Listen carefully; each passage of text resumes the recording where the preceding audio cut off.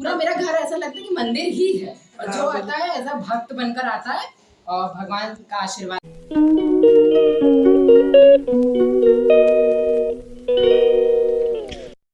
Welcome back to my new blog. और आज हम दिव्या के साथ जा रहे हैं मीटिंग में, और ये भी जा रही है। हेलो गाइस, दिव्या मैडम को देखो जरा। चलिए तो फिर हम लोग अभी तो मीटिंग में जा रहे हैं, लेट हैं, तो मीटिंग के बाद आप लोगों से मिलते हैं। Bye bye. तो दिव्या क्या सीखना है हमसे, आप लोग दिव्या के मुंह से ही सुनिए। भाभी गाड़ी और साड़ी गाड़ी बहुत अच्छा चलाती है, साड़ी बहुत अच्छी पहनती है। अच्छा, भाभी का हर काम ही अच्छा है, पर ये दो चीज हमें कम आती है। आती नहीं, कम क्या है, नहीं आती। नहीं साड़ी तो पहनती हूँ। और आप जैसी नहीं पहन पाती ना, अच्छी। और गाड़ी भी आप बहुत अच्छा चला लेती है। गाड़ी चलाना तो प्रैक्टिस होता है, जितना प्रैक्टिस उतनी अच्छी गाड़ी चलाना है।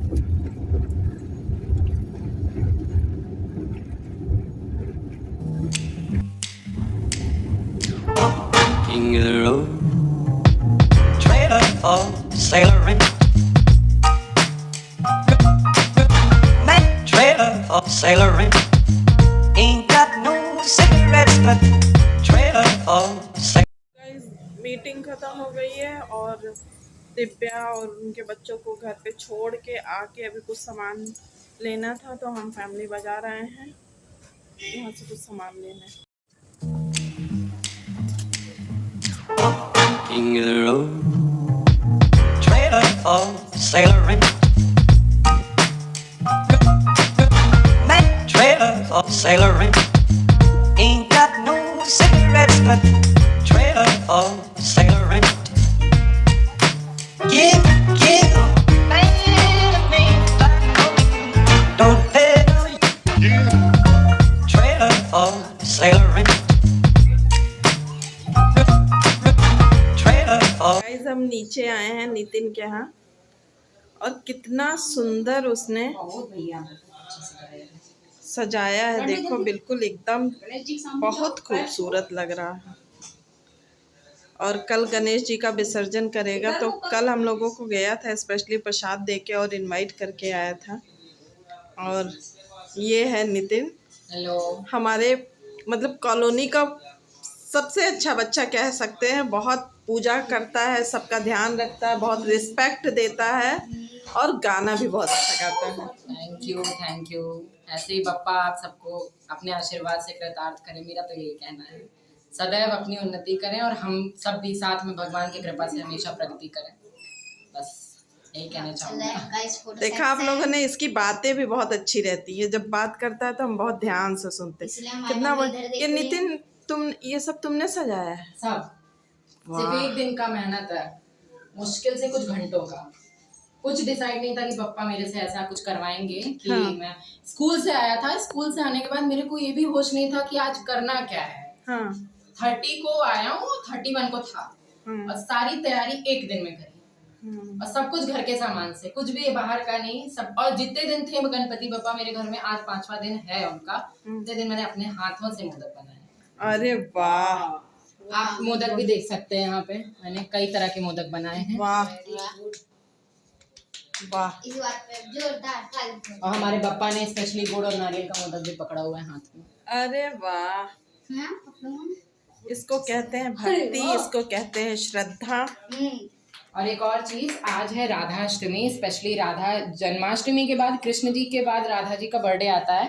तो मैं आप सबको ये भी बताना चाहता हूँ कि जब तक जन्माष्टमी पर आप कृष्ण की जैसे पूजा करते हैं, राधा अष्टमी उसी के 15 दिन बाद आती है। और अगर आपने राधाष्टमी की पूजा नहीं करी, तो मैं आप सबको यही कहूंगा कि आपको जन्माष्टमी की पूजा का भी कोई फल नहीं प्राप्त होगा। अच्छा, तो भगवान श्री कृष्ण ही राधा है, राधा ही कृष्ण है, इसीलिए मैंने एक छोटा सा प्रयास किया और कृष्ण को ही राधा का रूप दिया है। और मैंने उनको अपने हाथों से तैयार किया, उनका श्रृंगार किया, उन्हें नथ पहनाई और उन्हें मुकुट से तैयार किया। ये मेरा राधा कृष्ण का भी दरबार है।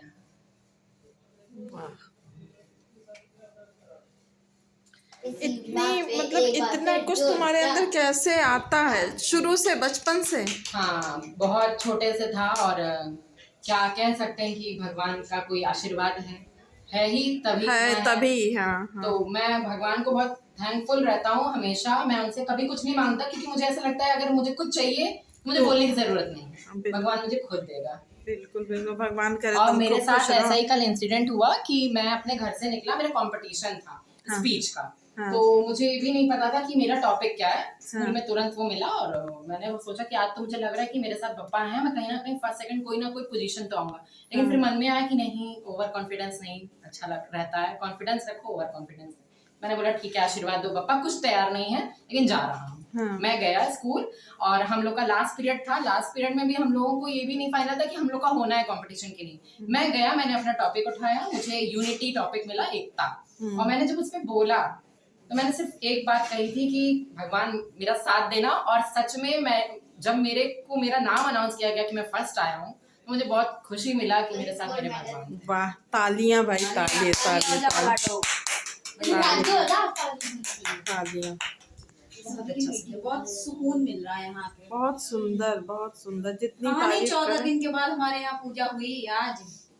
बड़ा बहुत सुकून सुंदर। ये देखो, और ये देखो मोदक यहाँ, ये देखो कितनी छोटी छोटी चीज का। हे गणेश जी, सब पे कृपा बनाए रखें, जैसे विघ्नहर्ता आपका नाम है, सबको हिम्मत दें बस। लो, मेरा बन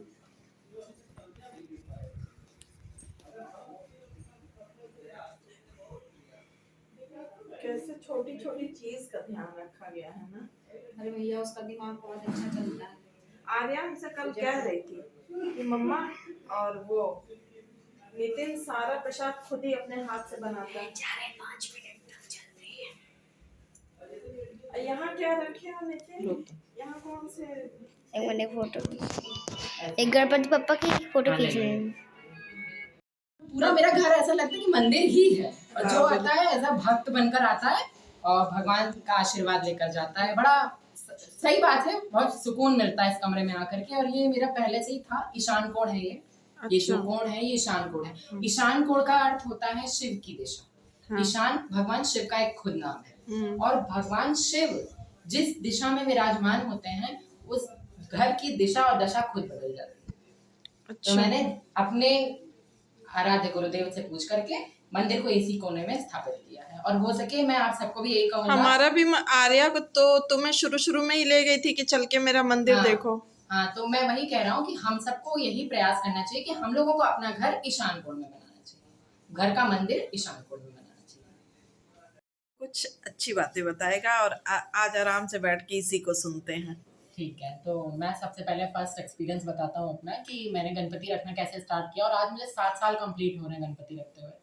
मैंने बहुत छोटे तौर से गणेश जी रखना स्टार्ट किया था। वो मेरा बचपना था। मैं अभी इस टाइम 11th में हूँ और मेरा 11th है और मैं 5th से रख रहा हूँ।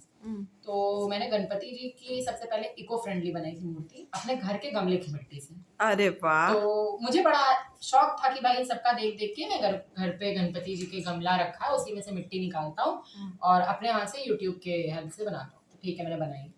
फिर मैंने 2-3 दिन रखा, फिर मेरा मन हुआ कि नहीं, अब अगले साल और अच्छा किया जाए। ठीक है, गणपति बप्पा फिर आते हैं अगले साल, फिर मेरा दूसरा ईयर होता है और धीरे धीरे क्लास बड़ी होती है, धीरे धीरे थोड़ा सा दिमाग भी बड़ा होता है, डेवलप होता है। तो मैं और चीजें सोचता हूँ और फिर मैं एक इको फ्रेंडली गणपति के साथ साथ मैं उनको थोड़ा पेंट करता हूँ उन पे अपने हाथ से ही थोड़े बहुत से बॉल चेन से और कपड़ों से श्रृंगार करके उनको तैयार करता हूँ। तो उस साल वाले गणपति जी मुझे और अच्छे लगते हैं। धीरे धीरे तीसरा चौथा साल आया और 5 साल कंप्लीट हो गए। तो मैंने 5 साल कंप्लीट होने पे भगवान को थैंक यू किया कि प्रभु आपने मेरा इतना 5 साल अच्छे से किया। अब मेरा 10th है, मैं इस साल ज्यादा कुछ नहीं कर सकता लेकिन फिर भी मैं रखूंगा। तो मैंने फिर रखा और बप्पा की इच्छा थी कि उस साल से मेरे घर में धीरे धीरे सब आने लगे। सब आते थे तो बड़े अच्छे से, सब भक्ति भाव से आते थे। मैंने बुलाना भी स्टार्ट किया। पहले मेरे को बड़ा संकोच लगता था कि क्या सोचेंगे, कैसा ये, लेकिन फिर मैंने बुलाना स्टार्ट किया, सब आने लगे। और आज देखते देखते 6 साल के बाद ये 7वां साल है जिसमें आज हमारे सामने बप्पा विराजमान है और कल इनका भी विसर्जन है। और स्पेशली मैं आपको बताऊं, मेरी पैदाइश भी मुंबई में ही हुई है। अरे वाह। मेरी मम्मी प्रॉपर कहा जाए कि वो मुंबई की ही पली बढ़ी है। उन्होंने गणेश उत्सव बहुत भक्ति भाव से देखा है। तो एक माँ के नजरिया, उनके उनके पर्सपेक्टिव से मैंने सोचा कि उनको कितना अच्छा लगता होगा जब वो मुंबई में रहती थी, तो क्यों ना मैं मुंबई यहीं क्रिएट कर दूं। अरे वाह, क्या प्राउड ऑफ यू। यही मुंबई क्रिएट कर दिया। और मैंने सोचा जब गणपति जी हैं तो मोदक भी होंगे, और मोदक मैंने सोचा कि लखनऊ में तो इतने आसानी से नहीं मिलेंगे, तो मैंने सोचा जितनी रेसिपी हो, इजी हो, घर में सारे सामान हो, तो हम घर ही में बनाएंगे।